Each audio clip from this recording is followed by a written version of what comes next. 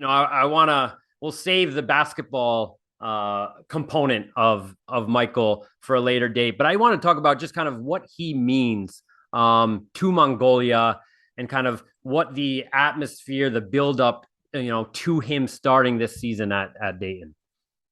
Sure, Nathan. Thank you very much for that.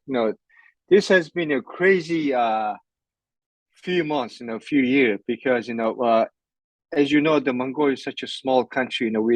Our population is only like a 3.2 million people, and we always wanted to have some popular sportsmen, athletes, or Nobel Prize or whatever. We always, as a nation, we always actually just longing for that kind of like a recognition in the world.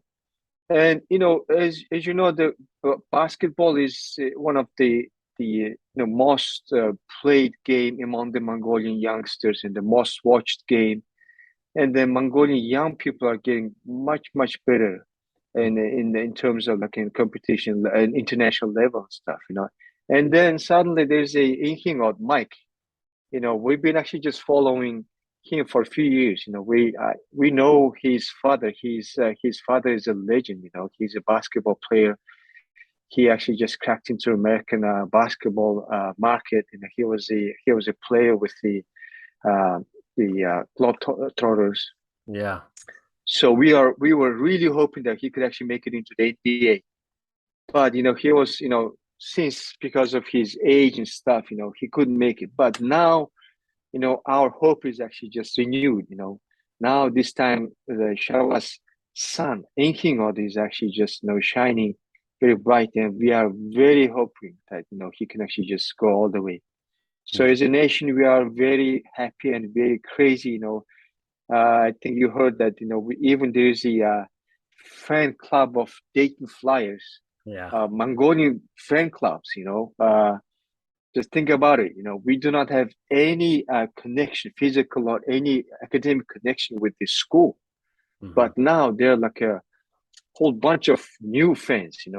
Never been in Dayton, never been in Ohio, never actually studied in Dayton University. But there are like a bunch of them, like thousands and thousands of them are following him and the team, and Yeah. we are very excited. We just cannot wait. Yeah. Yeah. I was going to say, it really truly is fascinating. I could imagine, if you were to go to Mongolia, and it's probably only going to grow the amount of Dayton, clothing items you may see, in Mongolia Sure. because of, what he has already done, a great high school, obviously career. And obviously what he is, going to do. And you had talked about his father. I know Harlem Globetrotters. I believe his nickname was the Mongolian Shark. Shark, Um, yes. how much, I don't know how much you've talked to the father and even Michael himself, but is there a certain pressure? How do you think he is dealing with the pressure of all of this attention, from his home country? Well, that's very good point. I think the Mongolians are very good at take it easy. Mm, We know he's very young guy, and I yeah. know there's so much pressure on him, but we are trying to avoid those kind of things. There are like so many like international level athletes, and we try to actually avoid those, giving those pressures to them and saying like, let's just take it easy. Yeah. So that's what happening with Mike. We are hoping so much hope inside, but outside we are just taking it easy. Just step by step, year by year, game by game. Yeah. So he'll get there.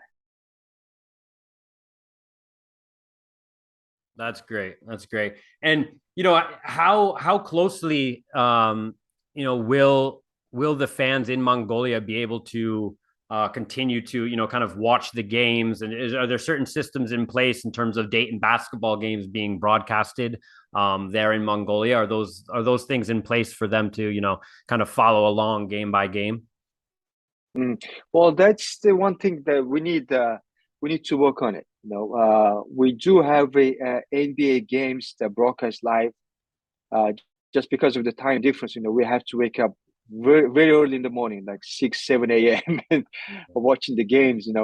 So, but none of the NCAA games are actually broadcasted live in Mongolia. So we have to work on it. And, there are like thousands of fans are waiting to see the games live. So hopefully, we can somehow we can watch those games.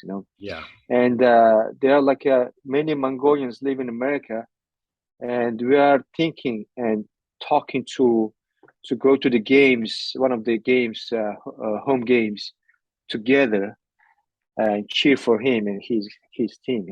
Yeah, no, definitely. Well, Dayton, obviously, I cover the A10. Dayton is, has one of the best fan bases, in the country when it comes to college Yeah, basketball. And, I think this, the anticipation, obviously they have a great team this year, but just the atmosphere, the excitement surrounding, not just the team, but obviously Michael as well is it's going to be mm, exciting to see. So go ahead. sure, sure. Yeah. Well, even there's a new term. We haven't done well. I coined it, I guess. It's called the shark effect. How this tall and skinny Mongolian guy is affecting to promote Mongolia and Mongolian sports and culture and history. So it's very interesting that my friend even did the research for me that in July, how many people who live in Ohio, Googled Mongolia on internet. Yeah. So there's a one day they're like over 100 times. So that's what I'm calling it, shock effect. I Yeah. don't know how many people in Ohio know about Mongolia and they traveling to Mongolia, but there's obviously, they see there's an effect right there. That people are actually just searching about the Mongolian Google and they're searching about history, culture, music, food, and travel.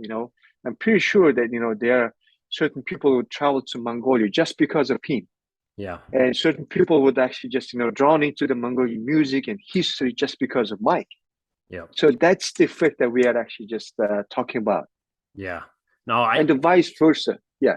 yeah, no, no. The Mongolians, just the people like me, we are actually interested about Ohio. We are interested about Dayton.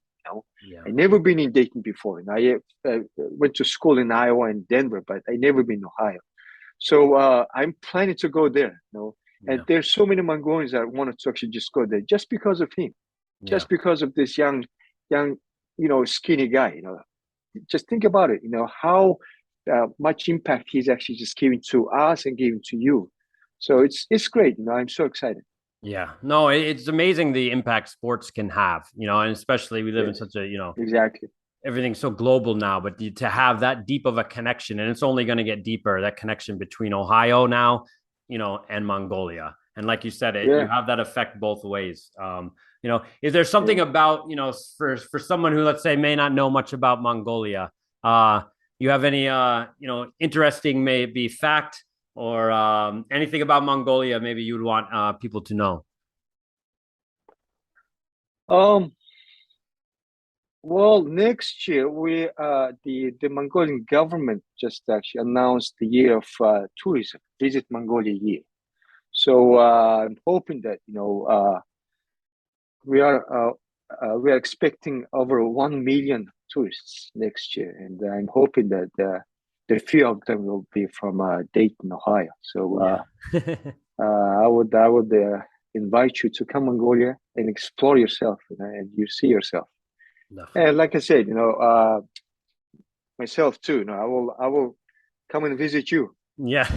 So I love it. here's my new hat, and I got my T-shirt, and I'm just ready to just go there and just go crazy and loud. I love it. Well, hey, they do that well in Dayton, so you're gonna fit right in.